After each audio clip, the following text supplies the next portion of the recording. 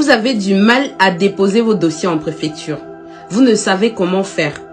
Vous êtes très nombreux à avoir constaté que ces dernières années, eh bien, on a assisté à une diversité de possibilités de dépôt de demande de titre de séjour en préfecture. Avant, on avait la voie physique. Donc, on allait se rendre en préfecture, il y avait beaucoup de rangs, les gens s'alignaient pour déposer les dossiers. Aujourd'hui, de plus en plus, on assiste à une certaine dématérialisation depuis la pandémie récente Covid. Donc, vous pouvez d'ores et déjà déposer au travers de la plateforme Démarche Simplifiée et aussi au travers de la plateforme ANEF, Administration pour les étrangers en France. À côté de cela, il y a eu un décret qui expliquait un tout petit peu les dispositions de l'article R 431 alinéa 2 du CESEDA, le code de l'entrée du séjour des étrangers et du droit d'asile en France. Ça s'appelle CESEDA, vous pouvez chercher. Et bien ce code-là, pour la partie réglementaire, pour cet article-là, eh bien avait mis en exergue en août dernier, je crois que c'était le 1er août, il y a eu un texte pour vous expliquer quels étaient les moyens, les voies et moyens de substitution.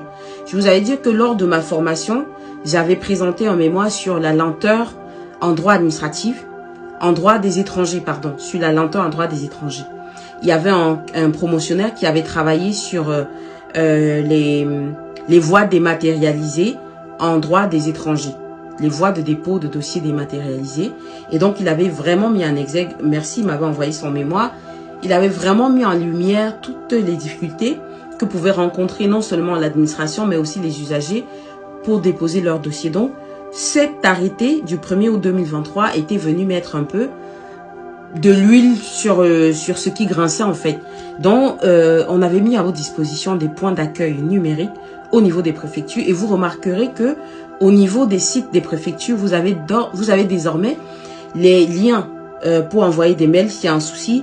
Vous avez des horaires qui vous ont proposés pour des accueils, des points d'accueil numériques. Mais attention, au niveau des points d'accueil numériques, beaucoup parmi vous font l'amalgame. Là-bas, on ne vérifie pas la complétude de votre dossier. On ne regarde pas si vous remplissez les conditions, si vous avez bien monté votre dossier, rien de tout ça. On vous aide à déposer. Faites très attention.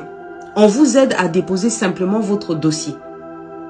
Mais pour les personnes qui n'arrivent pas toujours, malgré tous ces moyens, à s'en sortir, à savoir comment déposer le dossier, à où passer, eh bien, n'hésitez pas à contacter l'association LBI Solidarité, dont je suis la présidente fondatrice. Nous sommes basés dans le 9e arrondissement de Paris.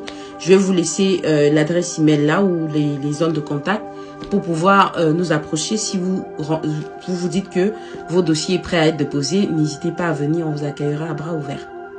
Pensez à vous abonner et à partager les vidéos, enregistrez-les, parce que ici on fait de très très belles choses pour vous alléger un peu la tâche, pour vous alléger un peu votre quotidien.